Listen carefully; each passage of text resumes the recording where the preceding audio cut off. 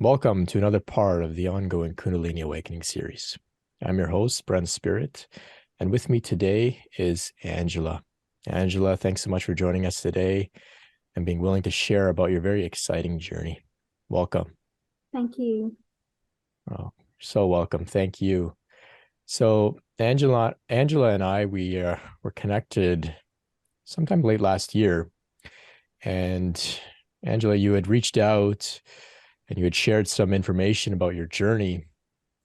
And it was really fascinating what you had shared, which I imagine has only scratched the surface. And so that's why we're here today. We're going to go a little bit deeper. But in that email, you had shared about some NDEs, near-death experiences, Kundalini awakening, of course. You had mentioned some really fascinating relationships and mystical encounters with divine beings. We talked a little bit about self-love. You had mentioned that you have some natural inclinations towards channeling, mediumship. And when I was reading your email and what you had shared to me about your journey, I received an intuitive message, almost like a command: interview Angela. And it was like, okay, we were just, corresponding over email. And I thought, I don't know much about Angela besides what this email is, but I received this command: interview her. I thought, okay, cool. I get some sort of intuitive messages like this now and then, and they kind of take a life of their own. And if it's meant to happen, it happens. Well, of course, we're here today. And so later on, we were chatting some more, and you shared with me that you had this, a similar inclination to share your journey. And you were asking me, I'm not really sure how to do that, where to start, because you haven't been too public about some of the experiences you've had. And so I said, well, Angela, my guides, my intuition was telling me to interview you. So I'm inviting you onto the show to share. And so here we are today. The divine's command is underway, and we're going to enter into a really intense conversation all about your journey, really going deep into some of the things that you've experienced, which are fascinating, a little bit out there, a little bit far out, but I like that stuff. I've experienced some stuff like that myself, and our audience does. And so I know that you will be validating for those out there. You'll be inspiring. And not only have you experienced some pretty mystical, interesting things, but you've also gone through as a human being with a family, experiencing relationships, experiencing a career, experiencing the hardships. And you've come out, I might say you've come out on the other side, a place where you're stable, confident, healed to a very high degree, and now you're here to share with others. And that's my intention behind the series, behind having people on like yourself, to tell your story, to let people know they're not alone. So with all that said, Angela, you're coming to us today from Memphis. You mentioned the Bible Belt, so we'll get into all that. And as well, I just want to let our audience know, for those listening on the podcast, not necessarily on the video on YouTube, but Angela's wearing a really bright, vibrant blue shirt, and I had complimented her on it earlier, and she mentioned that it's her color for expression. I'll let you share a little bit more about that if you like, but blue, the color of the throat chakra. So we will turn it over to Angela here. Why don't you let us know a little bit about your journey? Let us know a little bit about those mystical experiences, Kundalini awakening, near-death experiences, all that fun stuff. Take it away for us. Okay. Thank you, Brent. You're right. I'm in the Bible Belt, and that has been a challenging place to grow up from time to time, because I have had a lot of mystical experiences, and I didn't feel like I really fit in here. So I've been kind of guarded and haven't shared my experiences with many. But, we both received the guidance for me to speak, and I feel like I'm at a place in my journey where I can do that now and feel okay about it. I was raised in a loving home. I knew both my parents loved me, and we attended church every Sunday. We attended a fundamentalist Christian church where, you know, they take the Bible literally. So I would often hear messages that God would get angry with us, he would punish us, he would send us to hell for eternity if he wasn't happy with us. And hearing those messages when I was a child were frightening. I really didn't know what to think about God. But I would also hear wonderful messages about Jesus. And we were taught in the church to devote our lives to Jesus and to make that decision to surrender our lives to him. And I did so when I was 11 years old, and I was baptized in church, and always felt comfortable with Jesus, just didn't understand God exactly. So by the time I reached my 20s, and after I'd had several mystical experiences, I still wasn't sure about God. But my mystical experiences began when I was 15 years old. And I heard my name called out by a female voice. I thought it was my mother calling me from downstairs. And I went downstairs to ask her if she'd been calling me, and she said no. And I went back upstairs, and as soon as I did, I noticed a very strong presence there. I could not see her with my eyes, but I could definitely feel her. I'm very sensitive to energy. I can feel the energy of a room, but other people's energy very easily. So once I felt her presence, I ran downstairs. I found it very frightening. It was startling, actually, not frightening, but just startling that my name was called out. And then that night, and for the next several nights, I would wake up in the middle of the night, and my great aunt would be in the room. She had passed away when I was 5 years old. I didn't really have many memories of her. But it would be frightening to wake up and to feel this presence in the room. She was just telling me she loved me, and you know, she would just show. I had inner visions, so I could see visions that she was showing me of memories she had of me. And as a little girl, she'd thrown a birthday party for me, and she just spoiled me rotten, really, from the stories I've heard and from the memories she was showing me. And so it was all very loving, but I found it frightening. I didn't feel in control, like she would just be there, you know. So every night that would happen, I would run down to my parents' bedroom, and I didn't know how to tell them what I was experiencing. So I would just say, I had a bad dream and I need to sleep on your floor. So they didn't question that, you know. But eventually it was happening quite often, and I eventually just told my mother, look, this is what's happening. And she said, oh, well, that's great. Your aunt visits me, and she visits my mother. So she was telling me that she and my grandmother also had visitations from ancestors. And eventually I would find out over the years they also experienced angels. My mother saw Jesus one day in the garden, you know. So it was hereditary, you know. I had inherited this, but I did not want it. I did not want the gift of sight or the gift of hearing. I didn't want the gifts. And so when that initial encounter of my aunt occurred, I told my mother, you know, I asked her, how do I make it stop? I don't want this to happen anymore.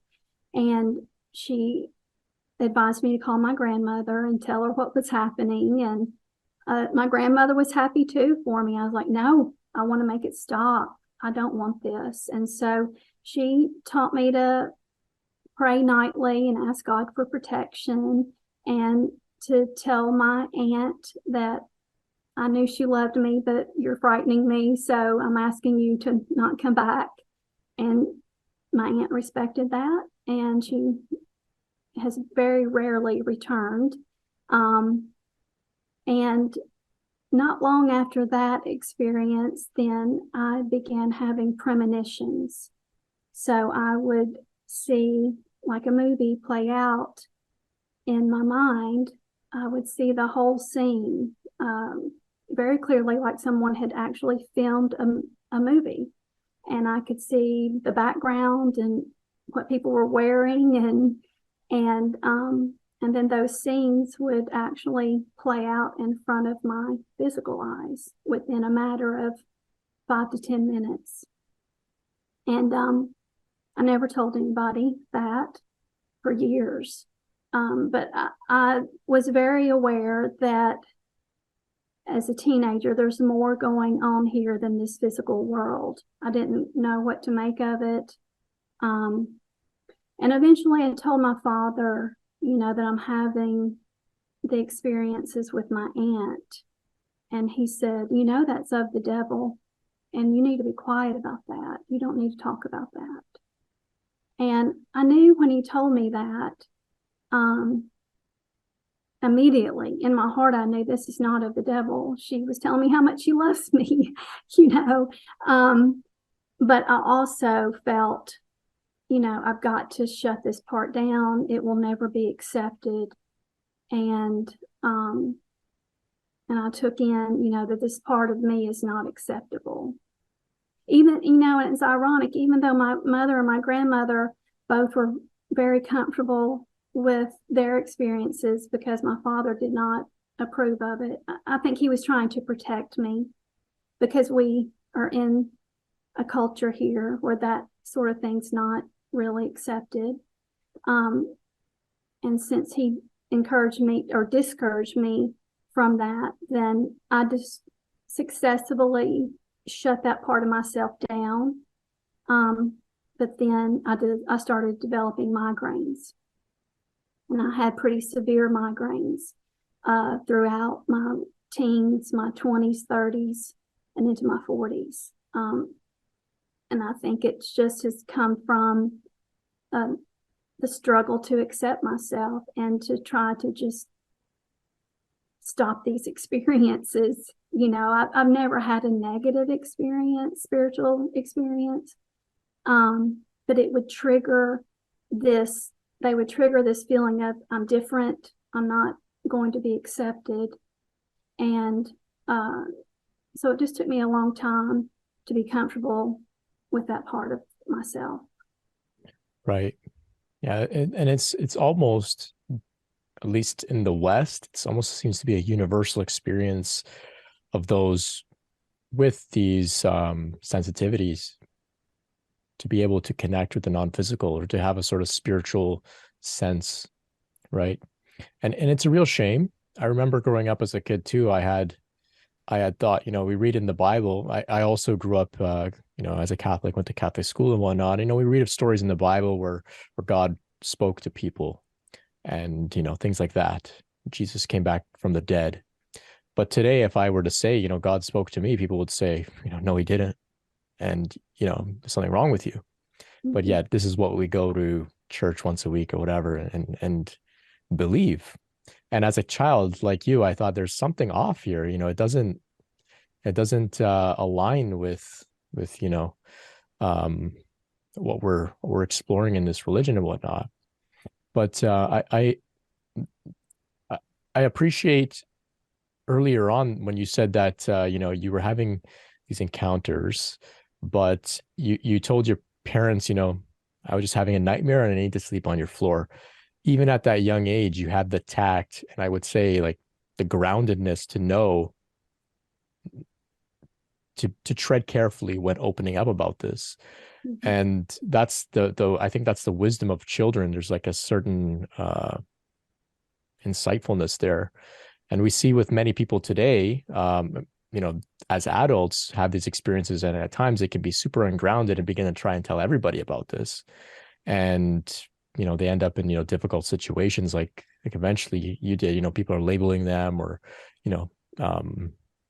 you're getting ostracized and whatnot. But I just think it's interesting that as a child, you thought, maybe the first thing I should do is just kind of keep it low key. Eventually, you had to open up, but it seems to be a very universal experience. that when we do open up, we're shut down. It happened to me too. And that is a major motivation for why I do this work. It's just to to to keep company with those who are going through this, to let them know that, yeah, maybe the people in your close circle, family, parents, friends shut you down, but there's many of us out there, and we're here, we're walking together, and you're not alone. So Yeah. thank you for joining us and helping me out in this mission. So why don't you keep going with your journey here? Okay. You had mentioned the blue sweater, and I've struggled during my life to find my voice, and I shut it down when I was a teenager. And our throat chakra, is where we speak from. And not only was I having migraines as a teenager, I eventually had thyroid issues. So, it's good to finally have my voice. I've used that in my career. I'm a speech therapist. Speaking, communicating, being a messenger has been the theme of my life. And so I wear blue to remind me to continue to speak in order to help others when I can. And going on with my story, by the time I was 21, I had another significant experience. I was on a canoe trip with some friends, and a lightning storm came up. It was not expected, and it was a pretty significant storm. We were in no place where we could find shelter. In fact, we pulled over to the shore when the storm started, and all that was there was a small little piece of land and a barbed wire fence and a tall tree. And I was just thinking, we're a perfect target for this lightning. We've got a metal fence here and a very tall tree. And I became very frightened because I was thinking, if one of us is struck, there's no way to get medical attention. And the only thing I needed to do was just to crouch down and cover my head like we had been advised in school. We have tornado drills here, and we were taught to get down and cover. And so that's what we did. And as soon as I crouched down to the ground, I was out of my body. And I was in a space where it was dark, but there was this very large movie screen in front of me. And then I eventually realized it's all around me. I'm seeing 360 degrees all around me. And pictures began to show up on the movie screen, and starting with the baby and then getting a little bit older. And by the time I was seeing the toddler, I realized that's me, because I remembered pictures of seeing myself as that toddler. And what was happening then was a full life review from the time I was born to the current time of age of 21. I had a male figure standing next to me. I never actually turned to him and really got a good look at him, but I think it was Jesus. I don't know, but there was definitely a male presence here, a body I could see. And he was watching the screen with me. And he was totally neutral, just observing. But I was like on an emotional roller coaster. I was feeling all the feelings I'd had in all the scenes of my life, as well as feeling what other people in the scenes were feeling at the time.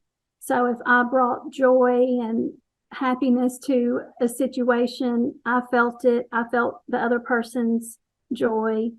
If I upset someone, I felt how I'd upset them. And I remember it was just a lot of basic teenage stuff. There were times when I had talked back to my mother. I was disrespectful. I saw how I'd hurt her feelings. I saw how I'd hurt a good friend's feeling, where she and I are still very close today. but I saw times when I hurt their feelings. And, I think that was just to show me, you're here to be loving and kind. And, but I didn't quite know what else to take from that experience. And it only lasted what seemed like in Earth time about 3 seconds. By the time I came back to my body, I looked around and it's like, has anything here changed? Or no, I think I was just gone and then back in here, very quickly. But there, it seemed like I saw it lasted about 3 years. The scenes on the screen passed very, very quickly. So that was 21 years that felt like I watched them in 3 years. And there were times where the scenes were passing so quickly, I just really had to stay focused on what I was seeing so I could keep up with everything. It was at a very fast pace. And I remember coming home from the canoe trip and telling my parents, we were in this horrible lightning storm and lightning was coming all around and I could feel my body. I could feel the electrical current through my skin, and my hair would raise up on the back of my neck at times when the lightning struck. And I said, it's true. Our lives pass before our eyes, when we die. And they just kind of looked at me dumbfounded. I didn't know what to do with that experience. And I remember literally thinking, I'm just going to file this away. And I put it in a file cabinet, shut the door. And with that, it was repressed. And I didn't think of that experience for another 20 years. Wow. So then life continued on for me. I had I prayed a lot as in my 20s and my 30s. I had devotion to Jesus. I didn't really attend church often, but my prayer life was important to me. And through college, I was praying and asking for guidance on how I could serve others, asking Jesus to show me what to major in and where did he want me, for my life. And so I was led into speech therapy, into the speech therapy program, and doors opened so easily. And there were moments where I just knew this is it. This is what I'm supposed to do with my life. And from there on, I married and had children, and through my 30s was very involved in family life, career, and worldly things. I just didn't really think much about my spiritual path. I would still pray quite a bit, but my mystical experiences were not really, I didn't have many things occurring through my 20s and on into my 30s until at one point, my husband was laid off from his job, and it was taking several months for him to find another job. And during that time, his father had offered that my husband return to our hometown because we were high school sweethearts, and both our families remained in our hometown. And his dad had asked him to come back and run the family business. His father wanted to retire and pass it on to my husband, pass the business on. And it's just not something we were really interested in. We had built our own life several hours away from our parents. We were enjoying our independence, and but my husband was having trouble finding a job. So one evening I got down on my knees and prayed, and I usually don't get on my knees to pray, but this seemed like, my husband was really struggling, and we just needed answers on what we were supposed to do. And so I just asked Jesus. I said, I surrender and my life and our lives, and just guide us and tell us what to do. And I immediately had a very clear vision of Jesus pushing me on my back. He had his hands on my back, and he was saying, return home, go back to your hometown. And I cried, And I told Jesus, that's not what I want, you know. So I'm not always happy to go along with some of the guidance. It's hard to at times give up the ego's wishes and expectations. But so I prayed the next night, and I got down on my knees again, and I said, okay, you know, I don't want to go back there.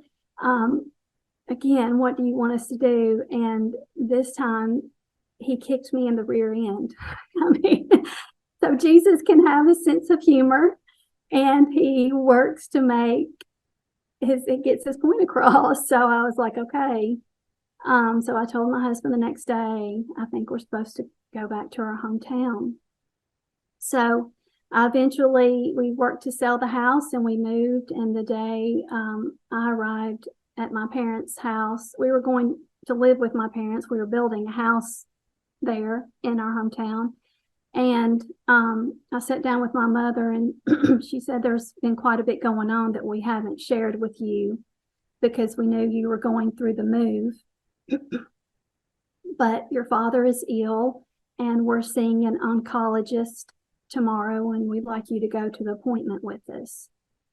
So I did. And as we were, the three of us, my mother and father and myself, were sitting in the doctor's office waiting for the doctor to come into the examination room, I had the experience of the descent of grace. It's when it felt like warm honey being poured over me and all down my body, and everywhere the warm honey touched, I was at complete peace. So it was just washing me in complete and utter peace. And it was only like a 2 or 3 second experience, but it was an immediate shift in my emotions. And I remember looking around the room and asking, who's here? I knew somebody had to be there. Angel or Jesus is what I thought. And I couldn't hear or see anyone, but I knew I was being helped. And just right after that descent of grace, the doctor came in and told my father he had terminal cancer and he had about 6 months to live. And I watched my parents, of course, become very emotional. I felt nothing. And I tried to feel shock. You know, I was like, I should be feeling something. I should be feeling something. And I couldn't access any emotions, just peace, just utter peace at what I was watching. And we went home after that, back to my parents' house, and my father and I were standing in the kitchen. And in my mind, I'm hearing over and over, this is why you're here. This is why you're here. And I heard it like 5 or 6 times. And I'm thinking, he's talking to me. And my father turned around and said, this is why you're here. You're here because I'm sick and you're going to be with me. And my father walked over to give me a hug, and over my father's shoulder, there was Jesus. So Jesus was standing in the kitchen with us. And we had both heard him say, this is why you're here.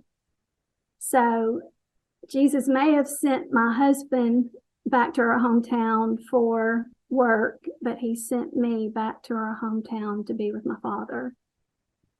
And when I saw Jesus, I was shocked. I mean, I was just blinking like, am I really seeing him? He looked to be about 90% solid. I could see him from head to toe. He radiated light, and of course he radiated love. I could just feel it as soon as I saw him. And when our eyes met, my eyes locked. I was just locked onto him, and he just poured love into me. From head to toe, I was just filled with love, and to the point where I just immediately wanted to cry. there was so much love, and my knees buckled. And I immediately thought, oh, this is why, said people in the Bible would bow and want to, fall to their knees with him. That's how I felt. I just was overcome with so much love. It was all I could do to stand there. And I fell against my father, and he thought I was just collapsing in grief, but I was collapsing in love. And Jesus was behind my dad. So my dad didn't see Jesus, and I didn't tell my dad that I'd seen Jesus. I just didn't think that was something he would believe at the time. I told no one. Again, I had a lot of experiences. I just didn't tell anyone. That one felt so sacred that I didn't want that one. I didn't want to hear someone didn't believe that. So I just kept that to myself. And eventually, it was a blessing to be with my dad. We were very close, had a very close relationship. And on his deathbed, the last conversation we had, he was saying, he was just not ready to go, that he thought he would live longer, and he was just 57 at the time. And I had 2 young children. In fact, I had just had my daughter. She was only a few months old. And I had a son. And my father was saying, I just had wanted to see the grandkids grow up, and I don't want to leave. And he said, but if I'm able to watch over you, I'm going to. And I said, I would love that. Yes. And I said, and when you get there, when you get to heaven, you're going to see that you can come back and visit me. And he rolled his eyes and he laughed like I was just ridiculous, like, okay. And I said, you will. And I want you to come visit me. And so that was our last conversation. And within about 3 or 4 months, he began showing up. And I could feel his energy. I could feel his presence. The first time I noticed he was with me, I was sitting on the floor playing with my daughter, and I could feel his energy, and inwardly I could see him sitting there, and I could hear him, and he was saying, she's wonderful, speaking of my little girl. And I was like, yeah, she is. And I would just tell him how much I missed him, and he would send love just like Jesus did. I could feel it. I call it a spiritual hug. It would feel energetic, lots of tingles, and I would just be overcome with love. And so his visits were wonderful. And at first he showed up just every now and then I began to notice when he was with me more and more. One night I woke up and he was at my bedside. I could feel him, and I said, if you're here, prove it, because I was still kind of doubting, am I really experiencing him? And he knocked on the wooden headboard right above my head, knock, just like, loud. And I was just like, oh, you are here. Okay. And he eventually, over time, learned how to affect electricity, and he would move objects. He would turn on the ceiling fan. He, did all kinds of things to get my attention, to let me know he was there. So those experiences continued, and my migraines continued, because I was still having trouble trying to figure out how to be myself, really. And I would share with my husband some of the experiences I was having with my dad, but he didn't really think they were happening. So I was just having this internal battle, of how do I be myself, and is this okay, what I'm experiencing? And I was also, unfortunately, telling myself, if my husband can't accept this part of me, then nobody can, and I thought my husband was supposed to love me, and he did. He did. But he made it clear he did not accept that part of me. And so I thought, well, if he doesn't accept me, no one will. And I'll just have to keep this to myself. So that internal battle caused a lot of head pressure often. And in my late 30s, then one night I woke up in the middle of the night with a very severe migraine. I'd had migraines by then that required me to go to the emergency room because the pain was so intense. And this one was like that, but it woke me up about 2 o'clock in the morning. And my children were young. I remember my daughter was still in her crib, and I didn't want to have to call somebody to come to the house. I didn't want to wake my kids up. I didn't want to disturb anyone. And that's also my thinking at the time. I come last. So, I was very much a people pleaser. I didn't want to be a bother to anyone. And I'll just put my needs aside and tried to make everybody else comfortable. And so I decided that night to take my prescription migraine medicine. And the instructions said to take one dose, and then if you still were in pain, take another dose of the medication in the next hour. You'd have to wait an hour between dosages. And I didn't wait. I took one pill, and then the pain was so unbearable. I took another pill within 20 minutes, and still the pain was unbearable. And I took 2 over-the-counter migraine pills. And I'm very sensitive to medication. I always have been. And I immediately became very lethargic. And I returned to bed and noticed that I was having trouble breathing. And I was drifting off to sleep, and I would wake up gasping for air because my body was just shutting down. I wasn't breathing anymore. And our body has you breathe involuntary, but I was having to very much be aware of, now inhale, just telling my body, because it was not working as it should to breathe. And I immediately realized, oh my gosh, I've over medicated myself, and it was very difficult to stay awake. And I prayed to God, please help me. I want to be a mother and a wife. Those have been my goals since I was a little girl, and I want to live. Please help me. And I was lying on my back when I said that prayer, and I immediately felt a presence come over me, and it was physical, because the light, I could tell a shift in the light as it moved over me, and then it moved beside me and stood next to me.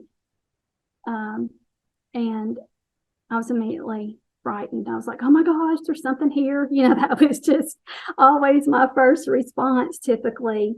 And I heard a Bible verse, and it was, an angel of the Lord stood by them, and the glory of the Lord shone round about them, and they were sore afraid. And when I heard that, I thought, I remember that from church, because we had talked about sore afraid means terrified. And then I realized, I'm being told an angel was here. And just as I was considering opening my eyes to see this angel, I felt a really strange presence in my body, and it frightened me again.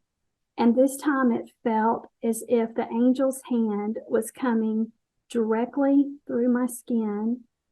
And it was, if this were my stomach, it came into my body, reached up under my stomach, and I could feel fingers palpitating the exterior wall of my stomach. And I was like, I cannot believe this.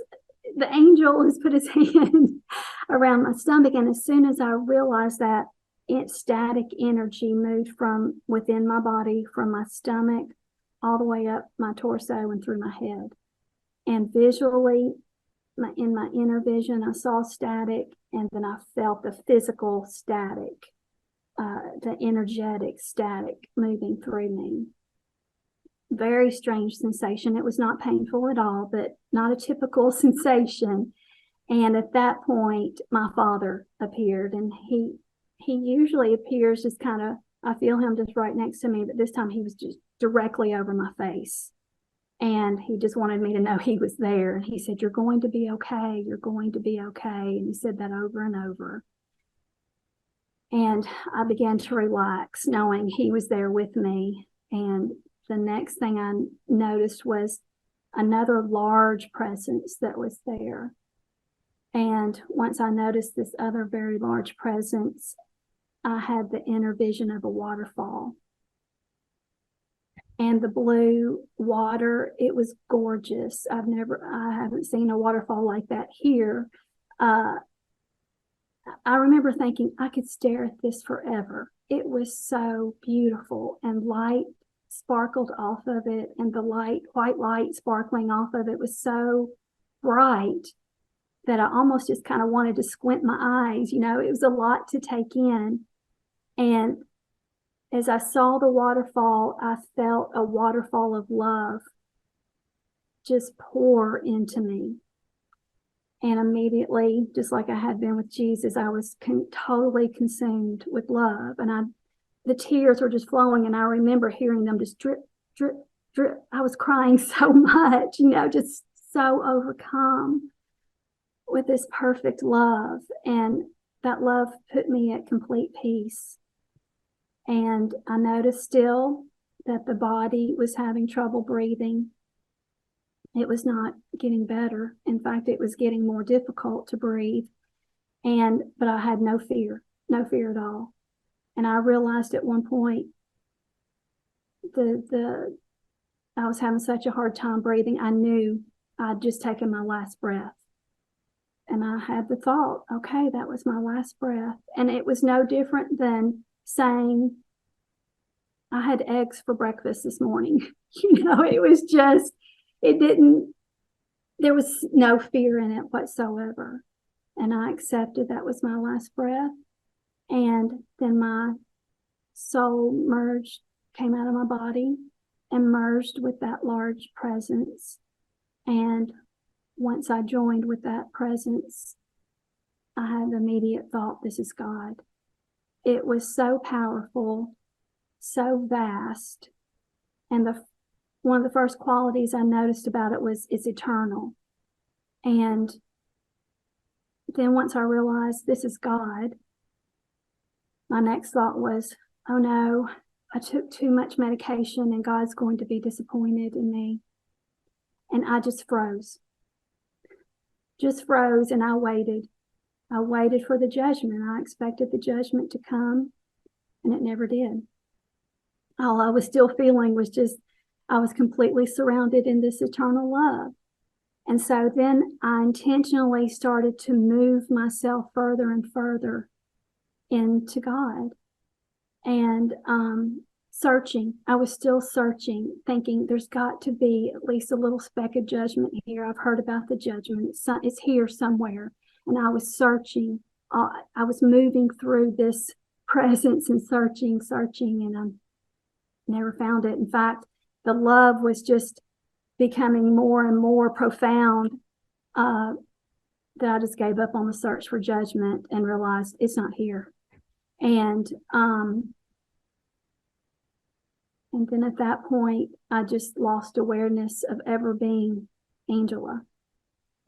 And if someone at that point would have said, how was your life on earth? I would have said, what is earth? I was just consumed by this love, and I had become it. I was infinite. I was allowed to expand and expand and expand until I was the size of the cosmos. I was huge and just vast. And it was such perfection, And I had the thought at one point, oh, this is what I've been searching for. And also had this outpouring of my soul of just thank you, thank you, thank you. I wasn't saying those words, but that gratitude was flowing from me. And I realized I'm home. This is home. And I knew at that point I don't want to leave. I don't want to leave this. And it was so hard to communicate because I was in such bliss. But I thought the shortest way to tell God this is where I want to be forever is to say, take me. And I attempted to say those words, but words aren't there, and it just kind of went out into this, it's just because there was just so much bliss. That was really what was present there, and perfection. And like I said, I was allowed to expand and become infinite. And I thought, okay, I could feel at one point, I am so large, I'm going to shatter, is what it felt like. And I just surrendered into it. I was ready. I was ready just to complete whatever it took to be with God forever, shatter me. I don't care. And so I kind of just laid back in God, rested in God, and expected to then shatter. And at the very last millisecond before the shattering, I was brought back, dropped down in the body, and opened my eyes. And I could not believe I was in a body. It just felt so confining. I remember looking around the room, and the walls, seeing walls, was so uncomfortable. And I had the thought, I don't know how I'm going to live with the walls. It was so odd to have that thought, but that's what this is so confining here. And then my next thought was, did that really happen? And I started feeling my body, and I realized I'm completely healed. The migraine's totally gone. All effects of the medication are gone. I'm not lethargic. I'm not having difficulty breathing. I started pushing my head, because usually with the migraine, my head becomes so sore. And I was just, mashing my head, knocking against my skull, like I should be feeling some kind of pain, but all the pain is gone. And I was like, I can't believe it. I think I've experienced a miracle. But my next question was, why me? And then I decided after that, I just don't know if I can believe this just yet. And I told myself, if I wake up in the morning and my body still feels normal, then I'll allow myself to believe this happened. And then I woke up the next morning and I felt great. Usually, after a migraine, I wake up the next morning, it's difficult to move my head, it's sore, it's even painful to brush my hair. I mean, I was having some really painful migraines, and no pain or discomfort whatsoever. And I had a friend call me the next morning, and I told her what had happened the night before, and she was very accepting of it. She had known about some of my experiences when I was a teenager, and she said, "This doesn't surprise me with you." and even though I was still trying to come to terms with it, she immediately was like, "This is great. This is great." And I said, "But I don't understand the static. I don't understand what that was." And she said, "Why don't you go to the bookstore and see if you can find a book about healing?" And so I did as she recommended. And as I was walking into the bookstore, I had the thought, I don't know where to find a book. And a vision popped up of there's a TV show called Touched by an Angel. And I've never seen the show, but I saw the poster and the cast. And so I thought, okay, I'll go to the angel section and find a book there. And I just randomly picked up books with titles that appealed to me. And I had a stack of books in my arms, probably about 5 or 6 books. And I just randomly opened the top book. And the first paragraph I read was a woman describing her experience, from being healed by an angel, and that she had felt static. And I was like, okay, that's what happened. But I was just, then my next thought was, how did I walk in here and just randomly open a book that described exactly what I experienced the night before? And I was just overwhelmed. And I slammed that book and I threw all the books back on the shelf, and I walked out of there as fast as I could. I just could not get my mind wrapped around what was unfolding. And I eventually came to terms with it. And within just a few days, just, playing it over and over in my mind. And accepting that God was a loving God, Mm. and that was life changing. That was totally life changing to know that we are all held in God. We have the light of God within us. And I had to give up the concept of judgment. And I was changed. I was really changed at that point. And Wow. do you have any questions? Um, well, that's really, really fascinating stuff. It's really immersed in your story. The static is interesting because I had a very similar experience with the static, and I didn't make much of it, and I actually haven't told anybody, not because it's secretive. I just didn't really give it much significance. But I had a dream in which there was a very mystical, powerful woman. She had handed me some sort of piece of paper, and then she said, "Okay, give it back." And I gave it back to her. I took that to be some sort of payment transaction going on. She gave me something. Okay, give it back. So I gave her something. And then she, in exchange for the piece of paper, uh, began to just massage my nose, like I guess this is called the bridge of your nose. The bridge, I think that's what it's called. And she just massaged, and it was extremely blissful. And I melted into this static, just blissful static, like on a TV screen. And I woke up and I still felt this static all over my body, but it felt like now my body had emerged out of the static, like an outline of my body had come out of this static. So it's interesting. It seems like we've had like, a similar encounter with this, blissful, loving static of consciousness, or, not sure, but Uh-huh. fascinating stuff. You mentioned, the angel had uh entered into your lower stomach with its hand and sort of manipulated what we would, within this context of this series here, what we would call like the Kundalini to rise. Um, in what you shared, there was a lot going on, and so I can totally understand why you would go to the bookstore and throw the books away, and almost you're overwhelmed. There's so many things to process and unpack and make sense of, and not only were you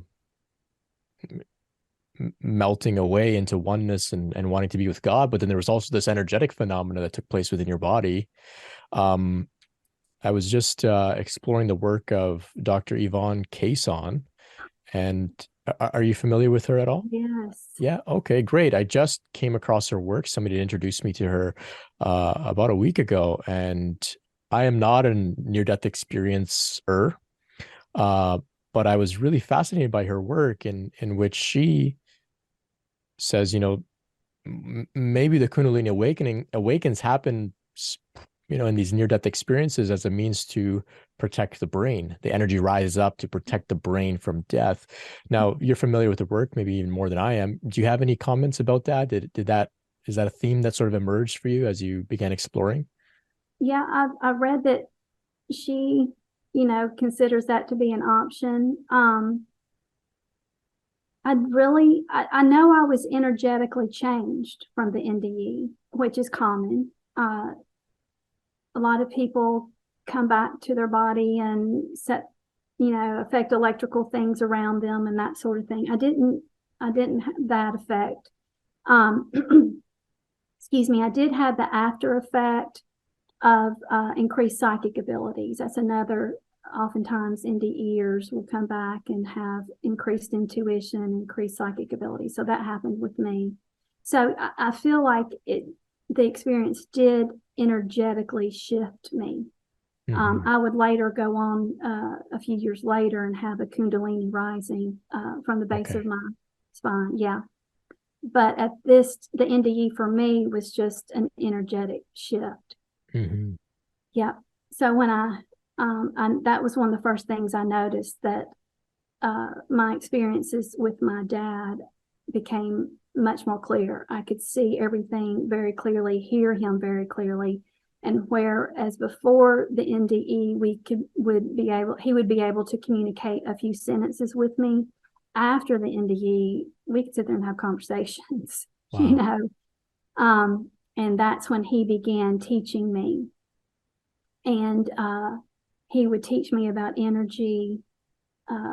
He was trying to get me to shift even after that experience of God, I still in my mind would habitually just refer back to God as a he. And he, I talked about, I would still see this God, this man in the sky kind of thing. It had just been so ingrained in me as a child. And so my father would come up with different ways to show me it's not a man in the sky. You've got to get past that. And so, like, for instance, our thoughts would really blend very well. And he would show me the two of us in a room, and play out the scene before me to explain things to me. So he and I were standing in a room with a brick wall behind us, and he said, I want to take you upstairs and show you the man upstairs, but first you've got to go through this brick wall.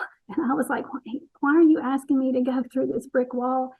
And he said, I want you to know how powerful you are. Just think your way through that brick wall. And I bumped up against it, and I promise you, I felt the brick. It was the strangest feeling. He's like, no, just set the intention that you are spirit and you can move through it. And so I set the intention, I'm spirit, I can move through this. And I did. And then he showed me a spiral staircase, and I started to walk up the spiral staircase. And he's like, no, you don't have to walk. You're spirit. Just set the intention and you'll move. And he's like, this is how I move. I just set the intention and I'm there. So I set the intention and went upstairs. And my dad showed me, he said, this is God. And he showed me the torus, Torus. It's the energetic field. You know what I'm talking about? Looks kind of like a donut. Yeah, the donut. Yeah. And he said, he was trying to show me God's not a man. This is him. He's love. He's pure energy. And so he would teach me that way, with symbology, symbols and examples. And, there would be other times like he loved baseball. And so one time he's like, come with me. And he showed me, my dad had made, had the thought of a baseball stadium. And this is what he had designed just from thought. And he said, look what I can design. And your thoughts are so important. And because just with a thought, you can make something happen. So really watch your thoughts. And I, at that time and all, for years, I'd been a worrier. I would go into fear quite a bit. I would worry about my kids. I would worry about the future. Instead of focusing on love and unity and more powerful, helpful thoughts that I could be focusing on, I would be anxious, and he would tell me over and over, watch your thoughts. You can change them and not suffer. And so those are the type of lessons he would teach me. And eventually, one day I was coming out of the grocery store, and he popped into my awareness and said, take a mediumship course. And I sat in my car and I looked up mediumship course, and there was a course starting the following week in a city that was about an hour from my hometown. I was like, okay, I'll go. This is not really something I'm interested in, but okay. I trusted my dad. And he was wise when he was here. And I thought, I know he's just trying to help me, so I'll go to this class. And that was a leap to tell my husband that I want to go to this class, but he's like, okay. And the teacher taught us to meditate. That was my first time to meditate. By then I was 42 years old. I had never meditated. And she encouraged us to start a yoga practice. And then I just learned names for my gifts: clairaudient, clairsentient, all the clairs, clairvoyant. And it did help me to accept myself. It's like, okay, people talk about these things and this is okay. And one of the homework assignments was to lean against a tree and to feel its energy. And I did that, and I felt the energy of the tree, and it was wonderful. And that night, just as I was slipping off to sleep, the Kundalini energy rose up, just electrical, snaked up, and it stopped at my head. And I thought, okay, that was interesting. And actually, that was kind of weird. So I don't know what's going on here, and I'm not going back to that class. And I just had this internal knowing that you keep going down that road, your life is really going to change. And I didn't want it to change. And so I just tried again to stop. Whatever's happening, there's obviously something happening. I'm going to try to stop this. And the migraines continued. And, but I kept with the meditation and the yoga practice. And during the meditations, I began hearing guidance. And it started out with all is well. And I thought, okay. And it wasn't my dad. And I thought, I'm hearing. And so I would meditate on a regular basis. And over time, I would be able to hear. It went from hearing phrases to hearing sentences to hearing paragraphs of information, and I would just write it down in my journal. And one day I heard, you're going to experience a healing and you're going to speak about it. And I just wrote it down. And then the following months, my guides went about teaching me about holistic approaches to healing. Because I was a speech therapist. I worked in the hospitals and transitional care units, and I was very much of the Western medical model approach. And pharmaceuticals and surgeries, of course. And every time something either came on the TV or the radio about more natural approaches to healing, they would say, listen up. And so I would pay attention, and there was a lot of information out there. During this time in my life, I'm now in my early 40s at this point, my body was in a lot of pain. I had spent so many years resisting my path. My solar plexus was just knotted up, just like my fist. It was a knot. I had gone to my doctor, and he felt it. He goes, yeah, there's something going on there. I think you might have an aneurysm. And he ordered a CAT scan. Nothing showed up on the CAT scan. But at night, I would wake up doubled over in pain. And of course, we know solar plexus is if you're not accepting yourself, low self-esteem, struggling to be yourself, all of those things. And I was just really, I had a lot of self-doubt. I was giving my power away. So, of course, years of that, and it was just a knot. And and I was also coping with my emotions by eating. I was stuffing them down. And I've been doing that since my NDE. I was having trouble being here. I had an incredible homesickness. I just would wake up every day and not know if I could stay here. I longed for home, and I didn't know how to get back there. So I was really struggling. And I'd gained about 50 pounds since my NDE, and I was depressed and anxious. And so eventually I had a friend say, I wanted to lose weight. That's what I wanted. I wasn't thinking about anything else. I was like, I've eaten so much, I've put on so much weight, I need to lose some weight. And a friend recommended an acupuncturist, and he was also a chiropractor. And so I scheduled an appointment with him, and the first time we met, he said, you're going to experience a healing and you will speak about it. And it was like someone hit a gong. My whole body just reverberated. And I was like, I've heard this before. And I went back home and I looked in my journal, and I had been given that message exactly 1 year prior to that date. And I was like, okay, something's going to unfold here. And I had weekly appointments, and I would have a lot of repressed memories come up with each appointment.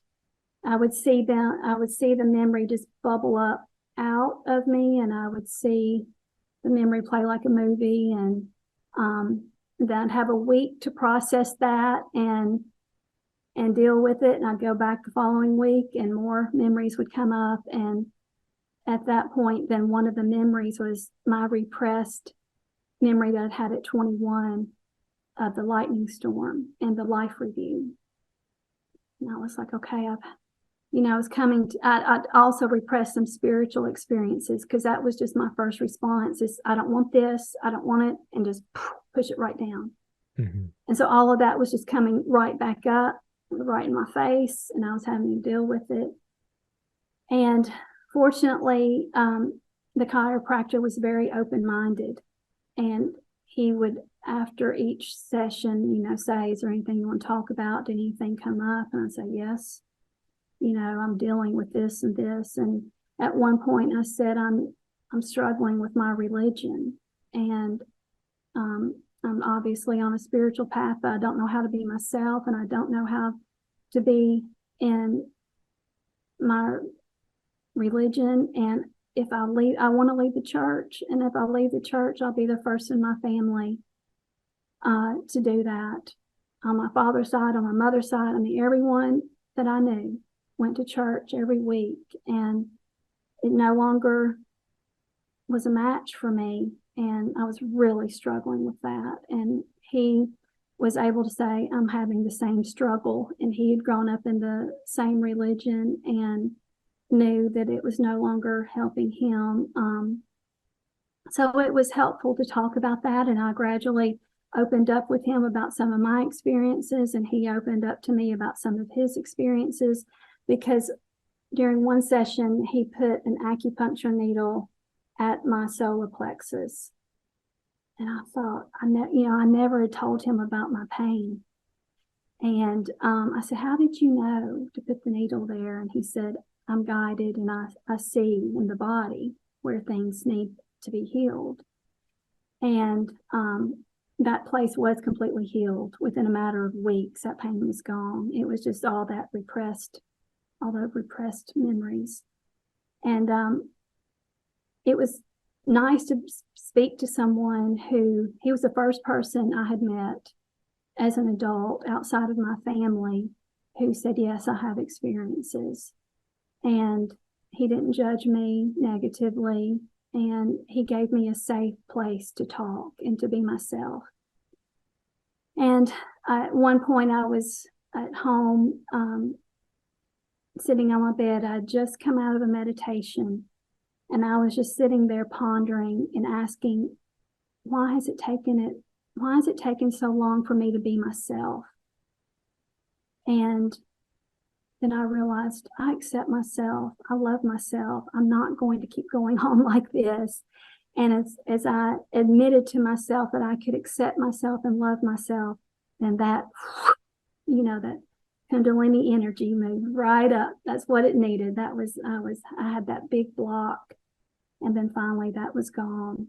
And for the next 8 months, I was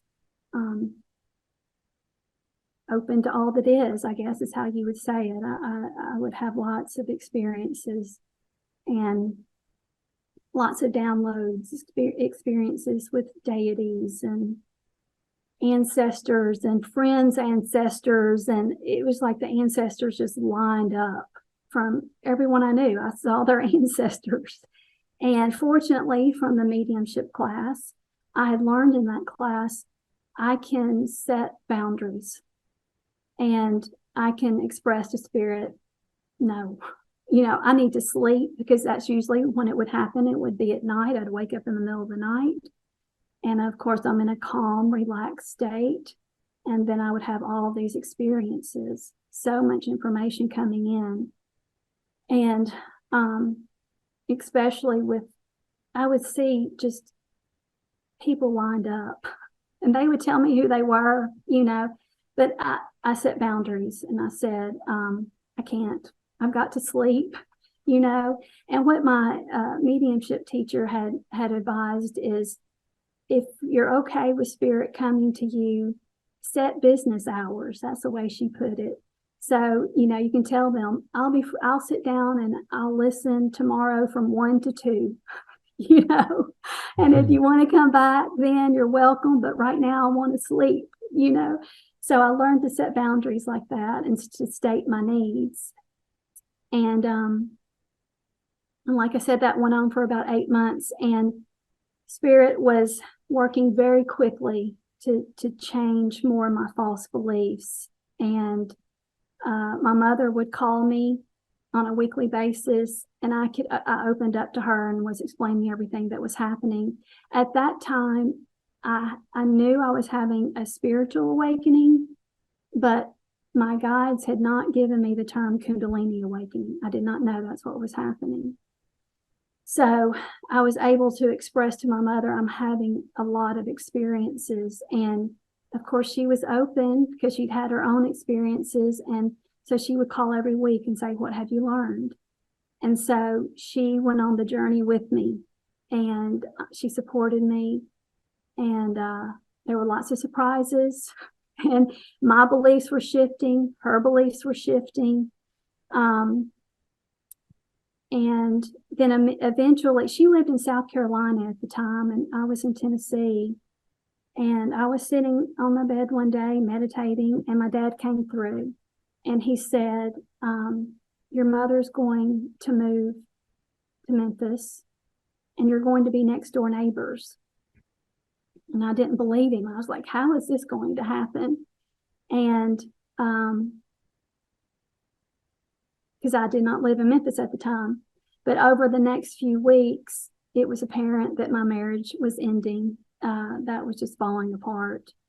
And it was pretty much after that 8-month time span of bliss, and I was one with it all, then I just took a nosedive into a dark pit, dark night of the soul. And I looked it up, and I knew I was going through the dark night of the soul. But when I reached that, I could see everything's going to crumble. I'm going to lose a lot through this. And I had doubts as to whether I'd ever be able to crawl out of that pit. I was so tired. Just my lifetime of resistance had caught up with me. And I thought, I just don't know if I have the strength to climb out of this and to go into a new life. And but my father had shown me my mother would be moving, and she would be coming to support me. And I did eventually file for divorce. And after years of marriage counseling, and I was doing everything I could to hold it all together. And it became apparent that it would not be healthy for me to remain in the marriage. So I filed for divorce, and the guidance had come to move to Memphis. And I had changed my mind at one point, going against the guidance, because I just did not want to move. And one night, the bathroom lights flickered and blinked for 30 minutes. I knew someone was really trying to get my attention. And so I said, okay, I'll sit down and listen. And it was the day, actually, I had decided not to move to Memphis, that the lights that night kept blinking. And when I sat down and listened, it was simple, go to Memphis. And so I did. I moved. I started a new life. And eventually my mother moved in next door. So it worked out as we were told. And it's just been about learning to be myself over these past, it's been 6 years now, 5 years since the divorce, learning to be myself, building a new life, getting comfortable with authentic, vulnerable relationships, which I always was comfortable with that. I had very close friends, female friends, all my life. But I'd shut down so much in my marriage, and I had to relearn again. It's safe to be yourself. People were coming into my life who accepted me, and I was making new friends and going to a church, Unity Church, where, unconditional love is taught, and meeting new people, forming great relationships. And I finally eventually settled into a life of peace and acceptance. Wow. Incredible. I think that being comfortable with being ourselves and accepting ourselves, especially as sensitive spiritual people, like we were saying earlier, it's such a common universal theme that there's a lot of resistance and fear around that. Recently, I learned a little bit about what some have called the witch wound, which is, I guess, the generalization of, at some point in a previous lifetime, maybe you were a magician or a sorceress or a witch, and you were, in the same way that Jesus was, persecuted for sharing some of your gifts and ideas and teachings. And that many of us seem to, have that wound still with us, what they call the witch wound. I know I feel like I do. Not really sure, what specific role I must have played in a past life, but I do feel that reluctance to share, the fear of rejection, right? And so it's very common. So I'm very happy to hear that you were able to find, self-acceptance and a beautiful community formed around you, and you're at peace and happy with who you are. It's inspiring for myself, and I'm sure for many other people out there who have got this similar type of wound. Yes, I can totally relate to that. When I had my huge opening at the age of 44, I had a spontaneous recall of a past life in which I was burned at the stake. It was a very vivid and detailed remembrance. I saw it all so clearly. I must have been in Europe. I saw a Celtic cross with a little platform on it. I looked it up and saw exactly the type of scene that I had seen in my vision of that past life. And it was traumatic to relive that. I was within that body. My presence was. I could hear her thoughts. I could feel her emotions. It was, of course, a very intense experience. But after I came out of that experience, I sat there and realized, this explains so much of my life, of wanting to hide, of not feeling comfortable in the church, not feeling comfortable to express myself. I'd felt those things so intensely in my life. And the witch wound has shown up many times on this path, to the point of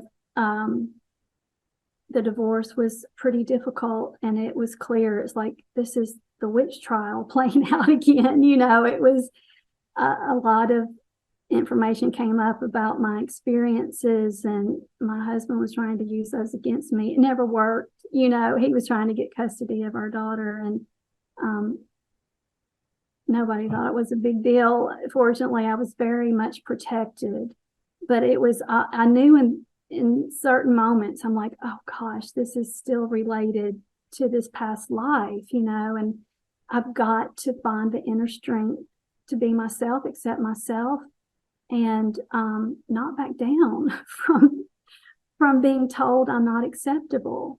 And I finally have come to peace with that, but it's just been within the last few years. It's taken a lot of work. Oh, I can only imagine. how much work it takes. I'm still doing that work myself as well. Um, but it seems to be a universal experience around even I know that some people within Hindu culture describe having Kundalini awakening, and even their family says, "Oh, don't mess with that.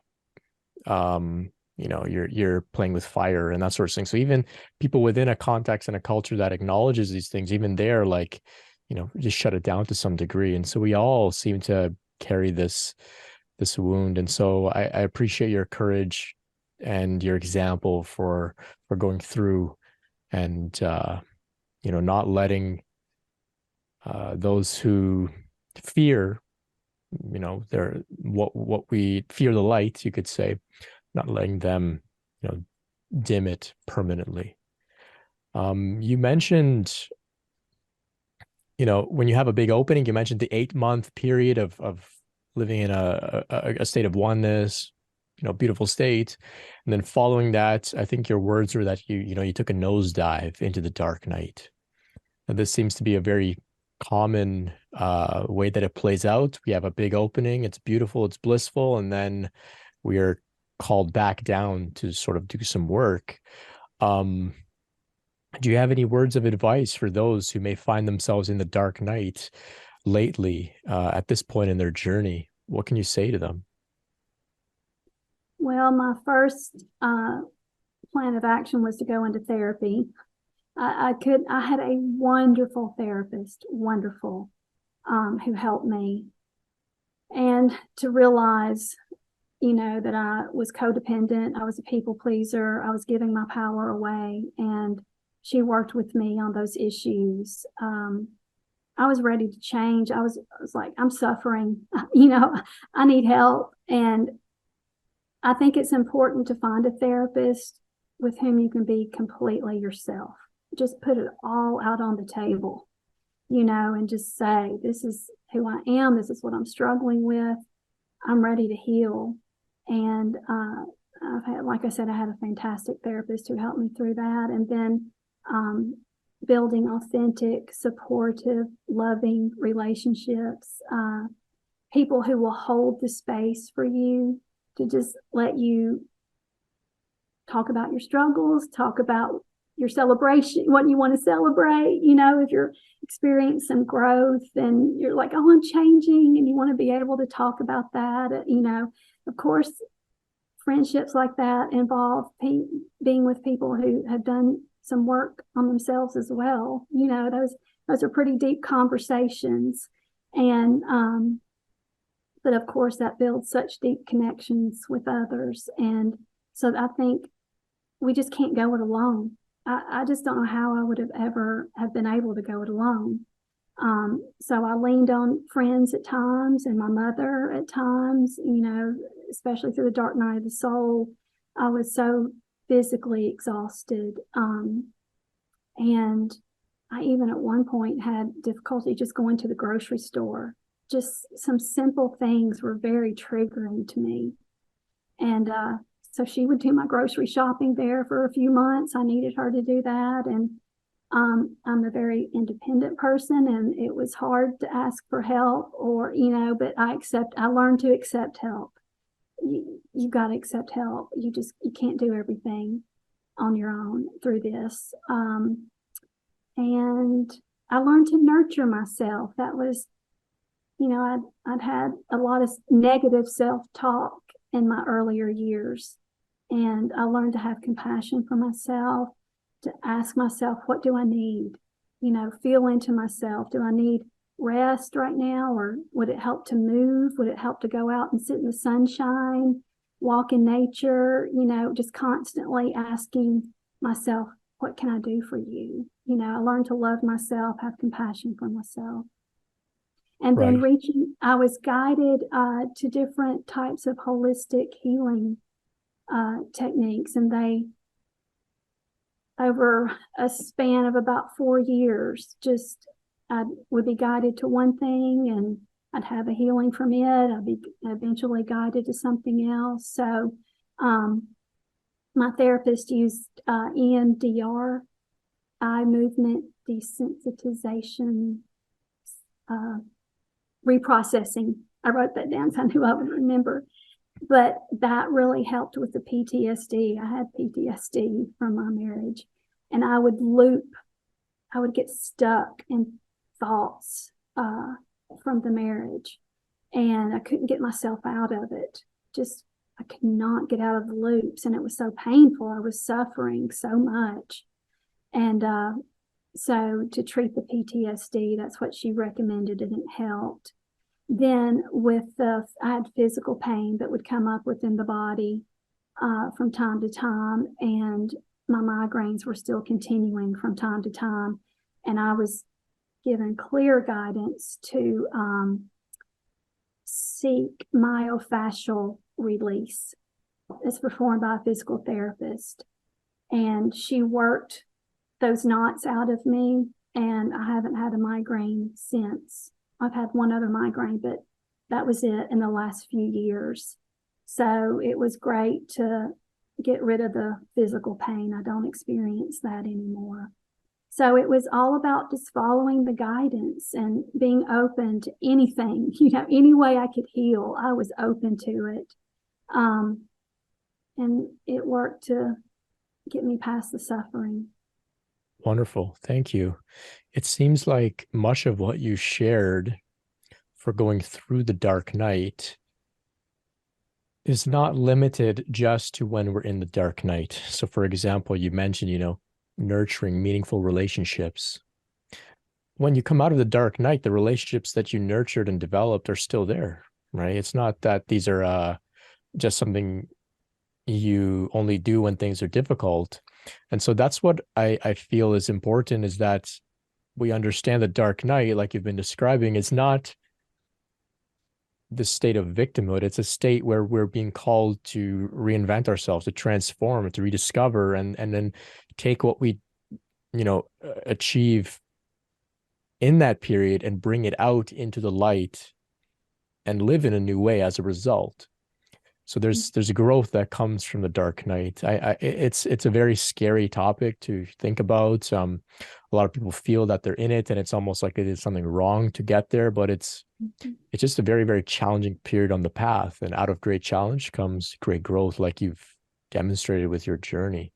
So thank you so much. How about so? You seem to not even seem. It's very apparent that you have obvious inclination towards contact with guides, with non-physical spiritual guides, to put it in general terms. So do you have any advice for those out there who are, seeking some sort of guidance from beyond? Many people have this feeling like, I think I'm receiving guidance from beyond, but I don't know if that's my own ego, or, do you have any tips or suggestions for those interested in cultivating these gifts? Yeah, it's difficult at first to determine, am I hearing my ego or am I hearing spirit? It's difficult. I get into this space in my mind and within my body that I've learned to go to. It was interesting. I took a spiritual class online, and we were all, practicing meditation together. And the teacher went around and said, where is the spot that you feel where you go to for peace? And some people said, I go down and within. Some people said, the peace is behind me. Some people said, the peace is above me. And I thought that was so interesting that we each had our different kind of location to go to. And mine has always been going within and sinking down into the peace.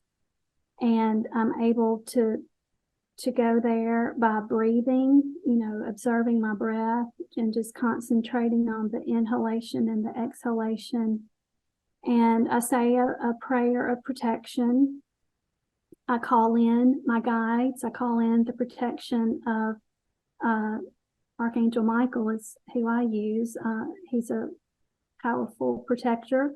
And I ask to receive information that is for my highest good and the highest good of everyone. Is basically what I pray after I pray for protection. And then I just sink within and get still and listen. And I've noticed, the mind will start coming up with a to-do list. That's usually what my mind, I need to run this errand. I need to take care of this. And I'll realize, oh, that's me. That's my mind. So I'll put that thought on the cloud. That's the way the meditation teacher taught us. See that thought pass by, and I return to my breathing, just focusing on my breathing. And then at times I'll hear a message. I'll see something, what's been successful. You start to, I built this relationship with my spirit team. And so, you tell them, or I told them, I really like it when you do such and such. I can really tell it's you. Do more of that. And the first thing that I could always realize they were speaking to me is through music. The very first time I knew my spirit team was with me, I woke up one morning and I kept hearing this song play over and over in my head. And I can see it's by Colby Calais, Brighter Than the Sun. And that's a song I hadn't heard for a long time. And this song played in my mind all morning for like 4 hours, to the point that I was frustrated. And I was like, oh, I can't stop this song. And I got in my car to run an errand, and that song was on the radio. And I thought, okay, somebody's trying to get my attention. And I listened to the words of the song. And it was all about, we go together like peanuts and payday. We're together. Lightning strikes the heart. Goes off like a gun, brighter than the sun. And it was about this joining that was by fate. That was one of the words in the song. And I thought, okay, this is my team. They're here. And so I told them, I really like that. I like it when you get my attention with music. So they've done that a lot since. They'll play songs that I've never heard of, but I can hear the verse, and I can just type the verse into YouTube, and there's the song, and I listen to the song, and it always has a very helpful message in it. Or they play songs that I just wouldn't normally think of, So I've told them, give me information that Angela would not typically think of, and they've also, they get my attention by showing me words that I don't know.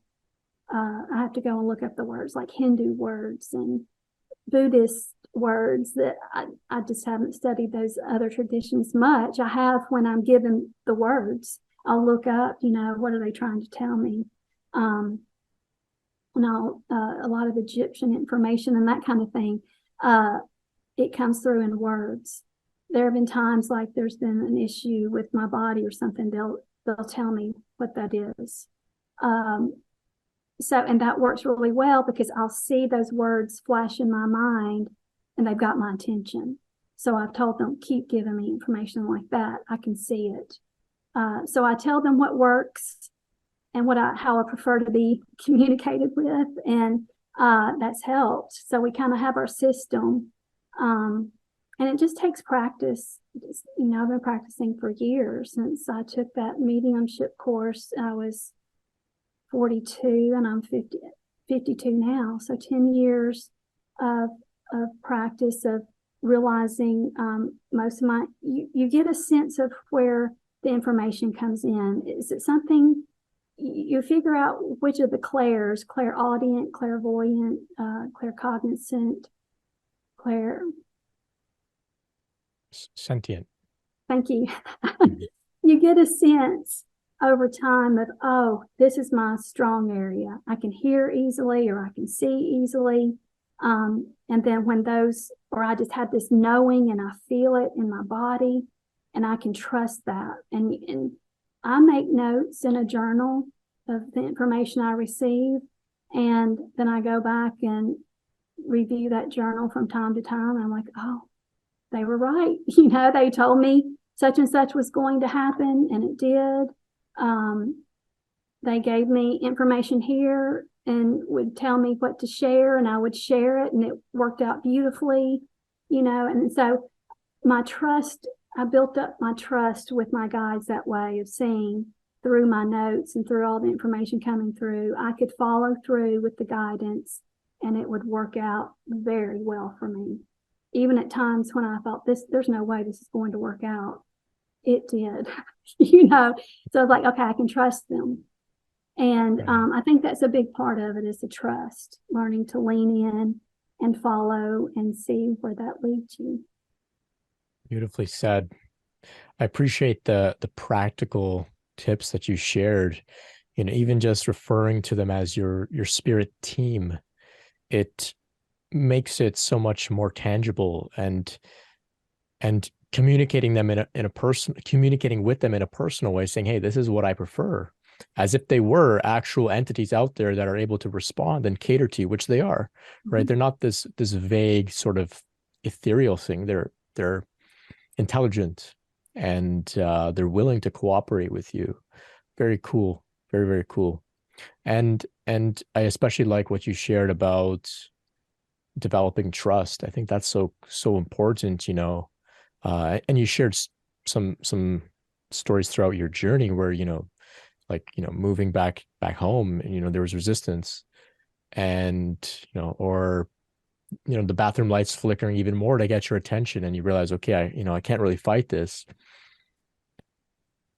I've had experiences to similar degree where eventually realize it's always worked out. And so, I mean, what else am I going to do? I can give you many times where I've tried to control things and it didn't work out. But whenever I listen to the guidance, it's always worked out. And so eventually the scales tip, and you're operating in a new way, in a more surrendered way. It is challenging, though. It is challenging. It's a dance, but it's very, very exciting. So thank you for sharing those tips here. So throughout this series, I want to speak about Kundalini in a way to show that it's not just this Sanskrit Hindu yogi thing. It's a universal human experience. And the way you've shared your story is a really beautiful example of that, because you didn't really put too much emphasis on this, Kundalini. It's been an entire transformation that you've undergone over many years that have had a vast array of different experiences within the context of, being down south, the church, with religion, within a family. And so this is perfect for my intentions with this series, is to show, like, it's not just this yoga thing. It's not just this thing from India. It's a human thing. It's a universal thing. So, but with that said, I'm just curious, do you relate with Kundalini in the way that teachings and traditions of the East might refer to as the Divine Mother of, the Divine Mother Shakti? I know that in our correspondence, you mentioned you had some relationships with Shiva, and you were reading some I think it was autobiography of a yogi, and you had some mystical encounters with Shiva. But how about with Shakti, with the Divine Mother? Is there anything there for you? The feminine deities that I experienced were Parvati and Durga, Kali.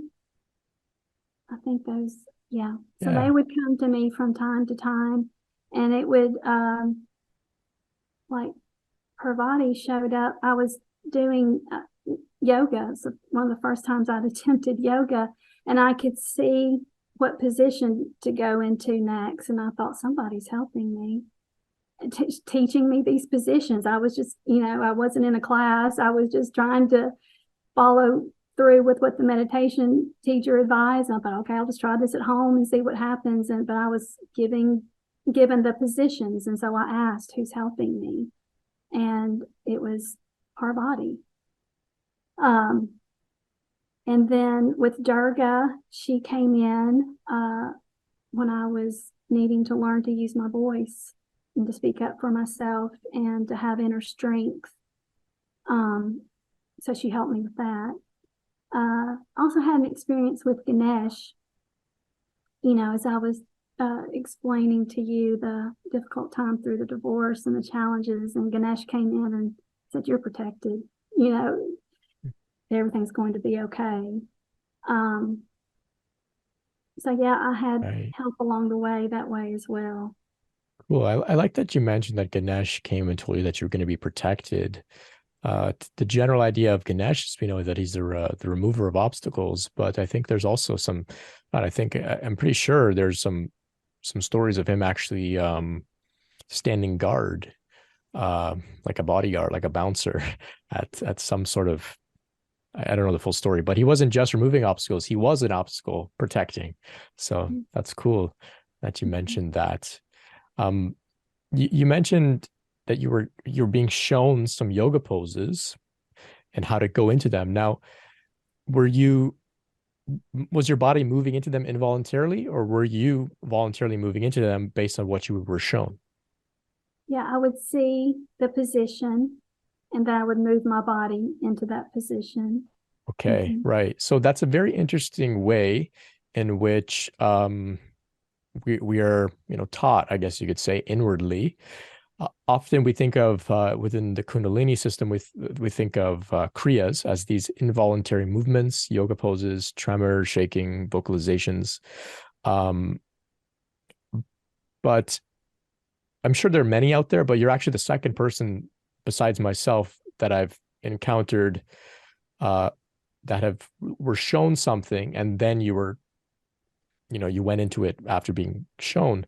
So I was told, do this, do that. And I would say, okay, I'll do it. But then I've also had experiences where I didn't have a choice. It just was being done to me. And so Mm-hmm. I just wanted to point that out for our listeners. There are different ways in which, kriyas can come about. And some of them you may be shown what to do and then you'll listen and do those things. And other times you'll just be forced to do them and you won't know what's happening. Did you have any experiences like that where almost involuntarily you were moving or anything like that? Mm-hmm. Yeah, that first week after the big opening, I had quite a few kriyas. They would occur mainly at night, and I'd be, going into different poses in the bed, stretching, and just kind of would take me over for a while. But I noticed it was helpful at releasing the tension, and so I just allowed it to happen. And then Right, pretty right. much after a week, uh, that stopped. But I, I feel like I'm pretty in tune with my body and when it needs to move now. I've learned that. So I can feel like it's time to go for a walk or it's time to get down the floor and do some stretches or yoga or dance, Otherwise, I do tend to kind of have some kriyas, where I'm moving around. So I've noticed that if I'll just let my body move through intentional dance or walking, that sort of thing, I don't have difficulty with kriyas. Great. Thank you for sharing that. It just gives people out there another perspective and another idea of how to relate with kriyas. I know that it's a very freaky thing that a lot of people are afraid of. I was speaking with somebody earlier who was describing it almost as if, some force was taking over their body without their consent. And of course, that would be a terrifying thing. And if you look at it that way, you're justified in being afraid and not, being willing to cooperate. But in what you described here is you noticed when you go through them, it was helping you. And so you said, okay, I'll go through them. And then eventually the frequency and intensity of them diminishes because they serve their function. And when there's not much left to heal, you don't need to go through much intense of all the freaky stuff. So, if we just allow ourselves the space to go through it like you did at night, yeah, it works out. I feel like a lot of people think that, this is just going to be their life now, for the next however many decades, they're going to be doing all sorts of, spasms and dancing automatically and moving around in all these weird ways, vocalizations. But really, once they serve their purpose, it doesn't have to arise. You become pretty stable and grounded. At least that's what I've experienced. It seems to be what your experience is as well. So Mm-hmm. thank you. Thank you. And it's coming to the point where we're going to have to begin to wrap up. You've shared so much. It's it's been a lot of not only great storytelling and validating experiences, but there's been some great nuggets of wisdom in everything you've shared. And so there's a lot to contemplate. So I thank you for that. Maybe I'll pose one last question for you. I know you touched upon it, but just to really hit it home, can you speak to us a little bit about self-love and its significance for you, and how others can also practice it to reap its benefits? Mm-hmm. Yeah, that was so important that I learned that in this lifetime and implemented it. I guess, I know the self-worth really came in once I'd had my NDE and my experience with God. And in that experience, I realized God doesn't have favorites. We're all equally loved. We all have the light of God within us. And with that, I was put on a level playing ground, I guess, of how to go through this life, because before that, I'd put myself at the back of the line. I was a people pleaser. And once I knew that I was equal, I wasn't any better, but I was equal with others, then I learned, I can speak up for my needs and I can speak up for myself. And I found my voice that way. I mentioned earlier, I think that, I had to learn to set boundaries, not only with spirit, but with humans, and I've been taught to be a good girl. You just please others, serve others, which it's wonderful to serve others, but people pleasing and sacrificing our own needs is not always helpful. So I had to learn to set healthy boundaries at times, and that was difficult as I was learning that. I felt guilty for setting boundaries initially, and then over time I learned to do that more easily and to have the confidence that I could do that and I could take care of myself. To me, self-love is that nurturing, that knowing your worth, knowing you're equal to everyone else, and that brings in harmony and joy and happiness instead of sacrificing yourself and then resenting others. That's just not necessary. The resentment and the sacrifice is not, and it's just being able also to be aware of the divine within and knowing how to connect with that and continuously remind ourselves of, I'm holy. I have the light within me, and so does everyone else. And there's really nothing I can't handle. I know I'm protected. I know I'm loved, and I'm safe. And even though challenges arise, I've learned through my experience, because I've been told ahead of time of several of the challenges I've gone through in my life. I knew the challenges were meant to be part of this experience here. And that's how we grow and change and transform through those challenges. And so just loving myself through each challenge. Life has leveled out, but there's still going to be things that arise as long as we're here. There'll be difficult situations that arise from time to time, but with the self-love and loving of others, I'm able to work through those difficult situations now much more easily and with trust than I ever have before. Wonderful. Well, thank you so much. Those are bold words that you shared. You said, I'm holy, right? Pretty bold thing to say, but you said, so is everyone else. Mm-hmm. And that's really, really, I love that. I love that. I'm holy, and so is everyone else.